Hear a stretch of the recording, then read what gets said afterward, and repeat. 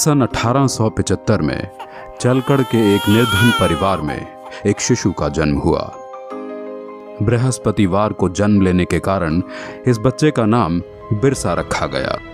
किसे पता था कि एक दिन ये बालक जंगलों में रहने वाले समाज को उनके गौरव की याद दिलाने वाला बिरसा मुंडा बनेगा। बिरसा, बिरसा, कहाँ है रे तू? माँ, मैं इधर हूँ। तू फिर से अकेला जंगल में गया था? कहीं कोई बाघ भालू उठा ले जाता तो? माँ, तू फिक्र मत कर, ये जंगल मेरा दोस्त है, इसके सभी जानवर मेरे भाई। बिरसा पढ़ाई में तेज था और ये देखकर उसका दाखिला मिशनरी स्कूल में करवा दिया गया, लेकिन वहां पढ़ने के लिए उसको जबरन धर्म परिवर्तन करना पड़ा। बिरसा, यीशु के सिवाय कोई भगवान नहीं है।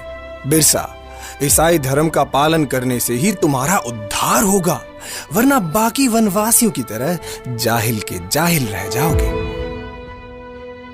जैसे जैसे बिरसा बड़ा होने लगा, वो अंग्रेजों के अत्याचारों से परिचित हुआ और समझ गया कि अंग्रेज उनसे उनके जंगल छीनना चाहते हैं और ईसाई पादरी जंगल में रहने वाले सभी हिंदुओं को ईसाई बनाना चाहते हैं। आपको हमारी मदद करनी होगी ताकि हम जबरन सभी आदिवासियों को ईसाई बना सकें। ये सब देख बिरसा ने ईसाई धर्म को त्याग दिया। हम आदिकाल से इन जंगलों में वास करते आए हैं, ये जंगल हमारे हैं। धर्म परिवर्तित करके अंग्रेज हमसे हमारे जंगल नहीं छीन सकते। भाइयों, अंग्रेजों के सामने मत झुको, आत्मसम्मान के लिए खड़े हो।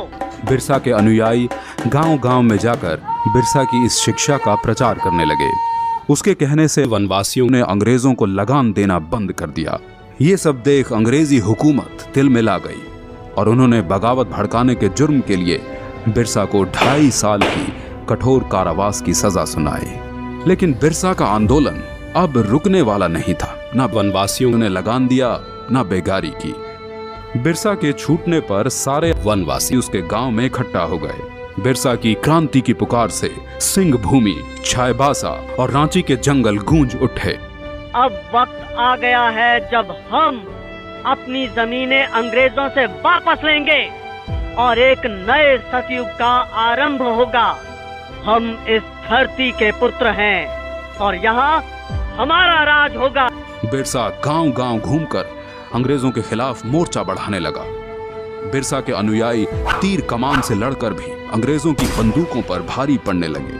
वे जंगल से आते और अंग्रेजों को मारकर गायब हो जाते। जिस तरह बिरसा हम पर और हमारे ठिकानों पे हमला कर रहा है, ऐसे तो ईसाई धर्म का यहाँ अंत ही हो जाएगा। बिरसा वनवासियों को ईसाई बनने नहीं देगा। हम बिरसा के सिर पर भारी इनाम रखेंगे, फिर देखते हैं वो भागकर कहाँ जाता है। हाँ, क्यों नहीं? रुपयों के लालच से भी किसी वनवासी ने बिरसा से गद्दारी नहीं की और अंग्रेजों को एक के बाद एक हार का सामना करना पड़ा। एक बार जंगल में खाना बनाने के धुएं से अंग्रेजों को बिरसा के ठिकाने का पता चल गया। सभी वनवासी सरदार बिरसा समेत पकड़े गए और उन्हें सख्त कारागार में डाल दिया गया। बिरसा की कमर और पैरों में लोहे की बेड़ियां डाल उसे एक छोटी सी कोठरी में बंद कर दिया गया। अंग्रेजों ने उसके खाने में आर्सेनिक नाम का जहर डालकर उसे मरवा डाला और दुनिया को ये बताया कि वो हैजे से मर गया। मात्र 25 वर्ष की आयु में बिरसा अपने धर्म और देश की रक्षा के लिए शहीद हो गया। 25 साल में इतना कुछ करने वाला कोई आम इंसान नहीं हो सकता और यही कारण है कि बिरसा मुंडा को भगवान का अवतार माना जाता है।